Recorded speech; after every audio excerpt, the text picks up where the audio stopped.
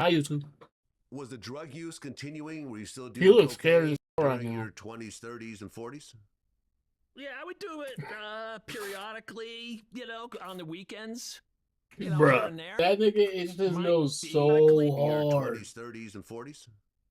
Yeah. Oh, Were you still doing cocaine during your... ooh, that's it. Was the drug use continuing? Were you still doing during your There it is. 20s, 30s, and Yo, 40s? yo, give it. Yeah, I would do it. Yeah, Jack, yo, shit. Now one more time, Chad. One more time. Was the drug use continuing? Were you still doing cocaine during your 20s, 30s, and 40s? Yeah, I would do it. Hey, buddy, you ready for a bump right now? My pursuit of women was number one on my list in my 20s. Two. In my 30s, I heard a lot of women in my 20s. As soon as they would catch a feeling for me, I'd be out of there. In my 30s, I had no coping skills, Vlad. And it's not like I said to myself, I was abused, I need to sleep with women. But I was abused, I need to start gambling. But I would feel uncomfortable, I'd feel uneasy, I'd feel anxiety, I'd feel depression, and I would need a quick fix. So I became a pleasure seeker. Whatever could bring immediate relief to what I was feeling, that's what I would chase. So when I go into my 30s, the nonstop pursuit of women in my 20s left me like a shell. Like I just felt empty inside. And I hurt a lot of women. I didn't like hurting them. So I start going to the casinos in my 30s. And like all my problems would get left at the door when I would walk into a casino. Yeah. The bells, the cocktail waitresses, the action. And I went on an incredible run in the casinos for like four years or so. And I won hundreds and hundreds of thousands of dollars in the casinos. So I start sports betting at a bar where I frequented. And it was through the mob. In 6 months, I'm like bankrupt. Like I lost everything. These guys gave me, no ceiling. Bro, imagine seeing somebody win $100,000 and because when he was fiending, he wasn't even like that geeked about it. He was like, yeah. He's like, we gotta go.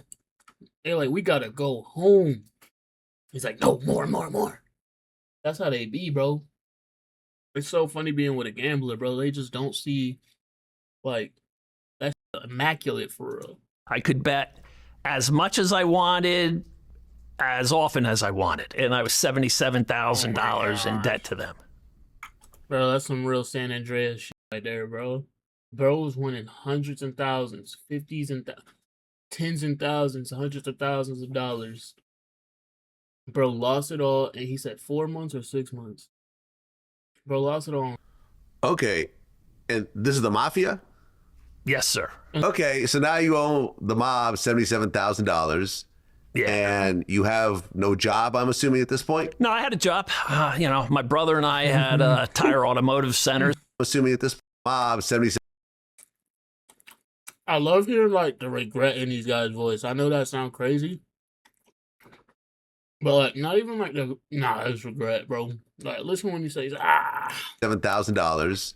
Yeah. And you have no job, I'm assuming, at this point? No, I had a job. My brother and I had tire automotive centers. We had 2 of them.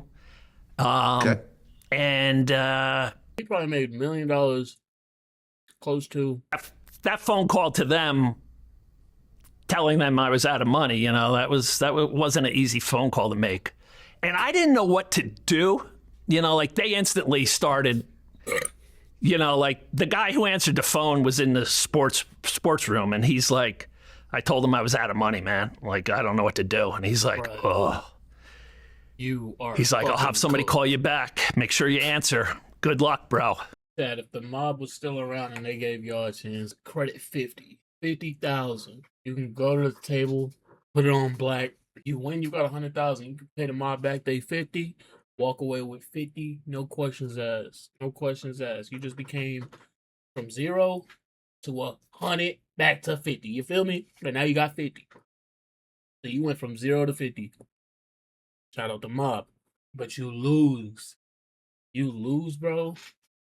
Bro, they coming to slice your They coming for your moms. They coming for your dads.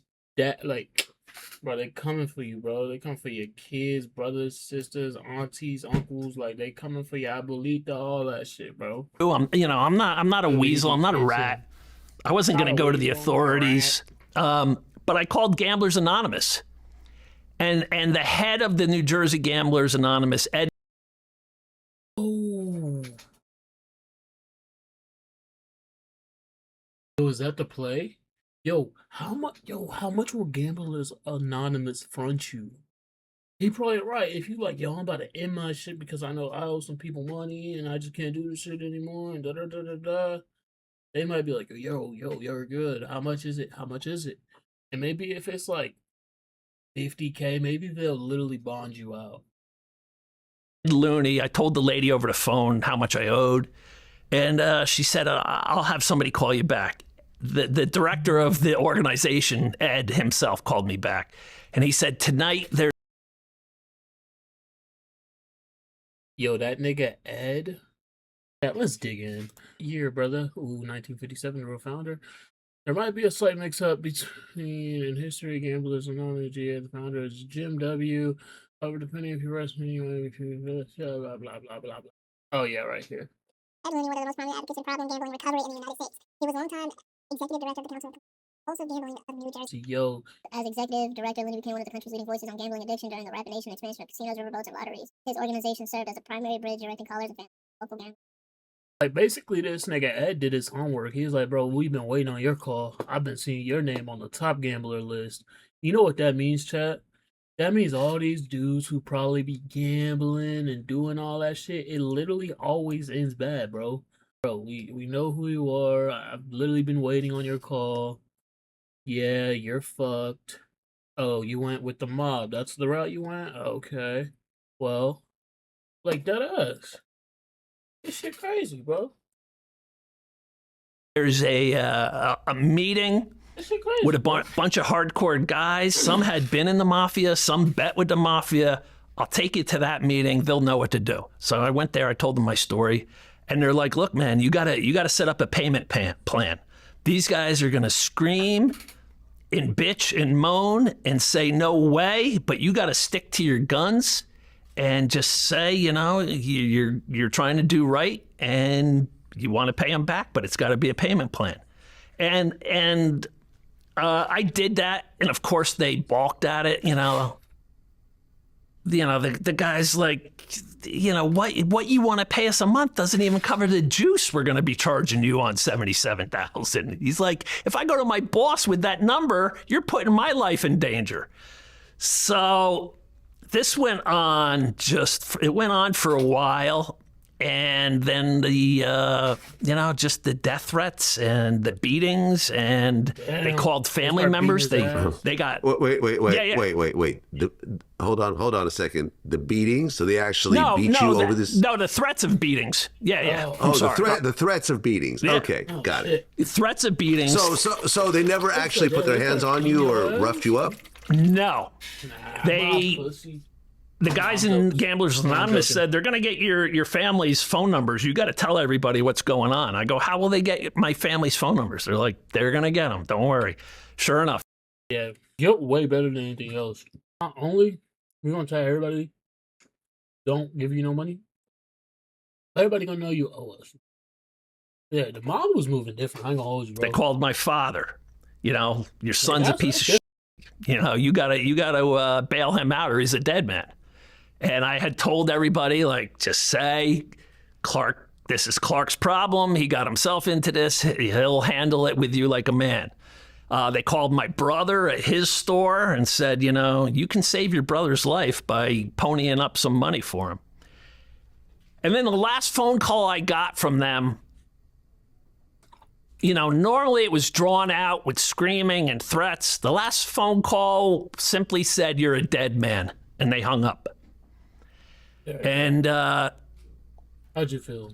Like a few months later, I get a call at work from somebody saying they're a special agent with the FBI and that they were going to come see Bro, did the FBI take them out before he did?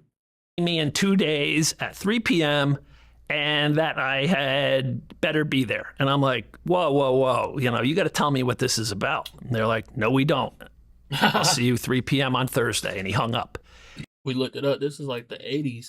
FBI, yeah, 80s, 90s FBI call you, bro. Hey, them niggas was moving like the CIA. I got, Go, you know, nigga. here and there. I'm like, are they going to try to, is the FBI really getting involved in to try to pinch a dealer or something? I'm like, no, it can't be. Bro, Like, listen to but how it had this been nigga like, talked you know, about- He said the FBI don't even give a fuck about. They don't even really care about. it can't be. Like, but it had been like, a few months since that last phone call. I wasn't even like thinking of the mob. And then this guy showed up, clearly FBI, gave me a business card. He hates And that day. Look at this his guy face. showed up, clearly FBI, gave me a business card. Oh, he hates that shit. Look how he acting. It had been like, a few months Are you since all that happy last right phone now? call. I wasn't even like thinking of the mob. And then this guy showed up, clearly Of the FBI. mob? I've been like thinking of the mob. And then this guy showed up, clearly FBI, gave me a business. Look, his whole tone drop. He's side eyeing and shit. He's like, this guy just came in and f***ed my life up even more, bro. And he said that we have a confidential informant inside one of the major crime families, and he relayed that a hit had been put out on your life for a gambling debt. And I said, all right. It's just, Why the f is you looking confused, bro? My nigga, you literally owe the mob 70,000 bands in the 80s. Wait, what's nigga? 70K back then would be like 180,000 to 280,000, bro. If it was 85, about 200,000. If it was in the 90s, about 100. Nigga, you owe them a whole lot of bread, gang. I don't want to say like after 2 months of not hearing from them, I was breathing easy. I was in like hyper vigilant mode 24/7. I had a loaded shotgun in my truck. I had a baseball bat in my office. But having the FBI come and tell you that, really made it hit home.